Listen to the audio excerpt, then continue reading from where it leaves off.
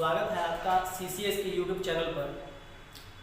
जो लोग इस चैनल को सब्सक्राइब नहीं किए हैं वो प्लीज़ इस चैनल को सब्सक्राइब कर लें। चलिए आगे हम चलते हैं, अपने विषय पे चलते हैं। आज मेरा पहला लेक्चर है, फिजिक्स की पहला लेक्चर है क्लास 9 का, विज्ञान और मापन। ये चैप्टर 1 भी है, विज्ञान और मापन फर्स्ट लेक्चर है। इसमें हम लोग समझेंगे कि विज्ञान होता क्या है, मापन के बारे में समझेंगे, बहुत तरह की राशियाँ होती है उसके बारे में समझेंगे। ठीक है, तो सबसे पहले हम देखते हैं कि विज्ञान किसे कहते हैं। एक बात को हमेशा गौर से इस पर गौर करना, काफ़ी लोगों को मिस्टेक होता है। जब भी कहा जाता है कि विज्ञान किसे कहते हैं तो धड़ल्ले से ये जवाब देते हैं कि सावधानीपूर्वक एवं क्रमबद्ध तरीके से प्राप्त किया को विज्ञान कहते हैं, लेकिन ये गलत है। एक शब्द की वजह से विज्ञान की परिभाषा गलत हो जाती है। चलिए हम लोग देखते हैं कि क्या लिखा है। सावधानीपूर्वक एवं क्रमबद्ध तरीके से, आप लोग समझ रहे होंगे मेरी बातों को। क्रमबद्ध तरीके से मतलब एक एक करके जो तरीका होता है उस तरीके से जो ज्ञान प्राप्त होता है उसको हम लोग विज्ञान कहते हैं। एवं प्रयोग के आधार पर, यहाँ पे आप लोग देख सकते होंगे कि सावधानी पूर्वक एवं क्रमबद्ध तरीके से प्रयोग के आधार पर, इसको जरा गौर करें। यहाँ पे प्रयोग के आधार पर प्राप्त ज्ञान को विज्ञान कहते हैं। विज्ञान में एक्चुअली किसी भी चीज को मान नहीं लिया जाता है कि हाँ ये ऐसा होता है तो हाँ ऐसा होता होगा। ठीक है ना। पहले का ये था कि लोग समुद्र को देखते थे तो लगता था कि अच्छा ये समुद्र का कहीं पे अंत ही नहीं है।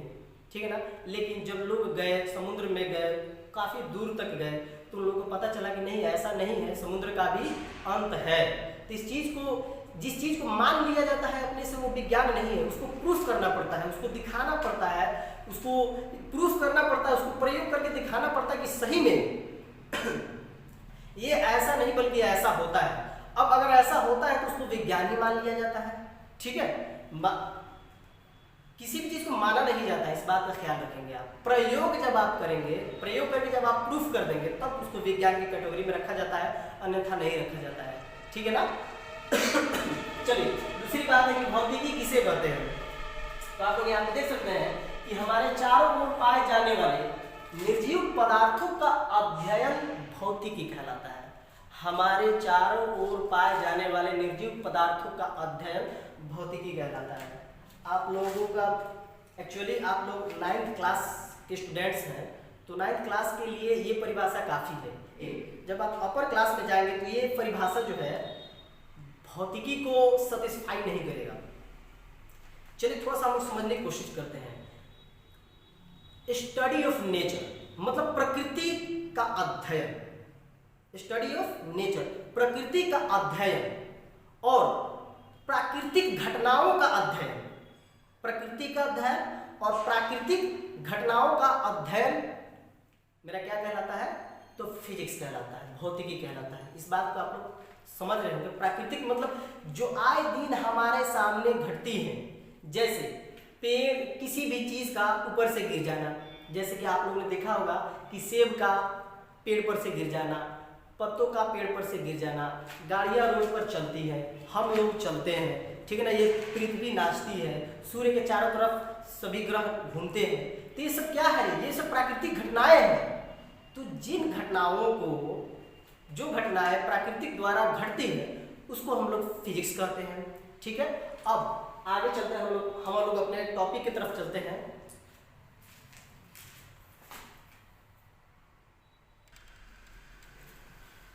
चलिए तो आगे हम पढ़ते हैं कि मापन किसे कहते हैं, मेजरमेंट। किसी चीज को मापते कैसे हैं। जैसे कि आप लोगों ने सुना होगा कि गांव में अक्सर गेहूं को केजी में मापा जाता है। जब आप कपड़े की दुकान पर जाते हैं तो जब देखते होंगे कि कपड़ा वाला देता है तो एक मीटर रखा हुआ रहता है, इतना बड़ा सा।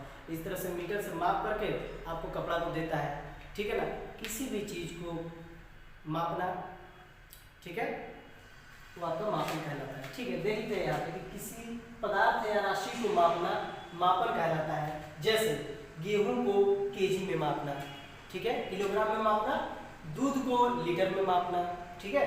चलिए अगला प्रश्न मेरा यह है कि मात्रक, दैट मीन्स यूनिट, किसे कहते हैं। ठीक है ना। तो किसी भी राशि को मापने के लिए मात्रक का इस्तेमाल करते हैं।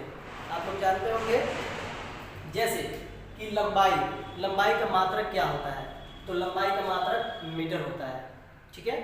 और लिक्विड दैट मीन्स आप लोग बोल सकते हैं कि उसको द्रव, किसी भी द्रव को किस चीज में मापा जाता है, तो लीटर में मापा जाता है। चलिए आगे चलते हैं प्रश्न नंबर मेरे 5 की तरफ कि राशियां कितने प्रकार की होती है। तो राशियां मेनली 2 प्रकार की होती है, एक आधारी राशि और एक व्युत्पन्न राशि, ठीक है।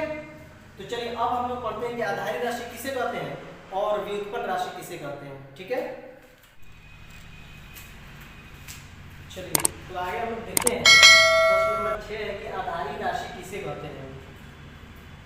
तो वह राशि जो स्वतंत्र मानी जाती है आधारी राशि कहलाती है। जैसे कि आप लोग देख सकते हैं ये सारी आधारी राशियां हैं, लंबाई, द्रव्यमान, समय, विद्युत धारा, ज्योति तीव्रता, तापमान और पदार्थ की मात्रा, ये सारी आधारी राशियां हैं जो स्वतंत्र होती है।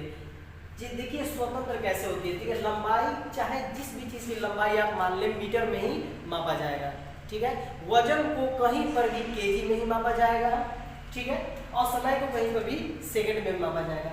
जरा एक बात को ध्यान रखना, जैसे कि हम लोगों ने एक चाल का फॉर्मूला देखा है, चाल का मात्रक होता है मीटर प्रति सेकंड होता है। तो देखिए चाल का जो मात्रक है ना वो आधारी नहीं हो गया, वो उसको हम लोग व्युत्पन्न कर देंगे, क्योंकि ये मीटर और सेकंड दोनों से मिल करके उत्पन्न हुआ है, ठीक है ना, इसलिए उसको व्युत्पन्न कर देंगे। और जो आधारी होती है वो हमेशा अपने साथ किसी को नहीं लेकर के आती है, वह अकेले आती है, ठीक है ना। तो चलिए हम लोग देखते हैं कि आधारी राशियों की संख्या 7 होती है, ठीक है। आधारी राशियों की संख्या कितनी होती है, तो आधारी राशियों की संख्या 7 होती है। आप लोग देख सकते हैं कि ये आधारी राशियां हैं और इधर इनके मात्रक हैं। तो जैसे कि लंबाई को किस में मापते हैं, तो मीटर में मापते हैं। द्रव्यमान को किलोग्राम में मापते हैं। समय को सेकंड में मापते हैं। विद्युत धारा को एम्पियर में मापते हैं। ज्योति तीव्रता का ऐसा मात्रक कैंडेला होता है। और तापमान को केल्विन में मापते हैं। पदार्थ की मात्रा को मोल में मापते हैं, ठीक है ना। ये सब एसआई यूनिट भी है, ठीक है ना। एसआई यूनिट जिसको इंटरनेशनल सिस्टम बोला जाता है, ठीक है ना, जिसको सारी दुनिया मानती है। ये जो 7 आधारी मात्रक हैं इनको पूरी दुनिया मानती है, ठीक है।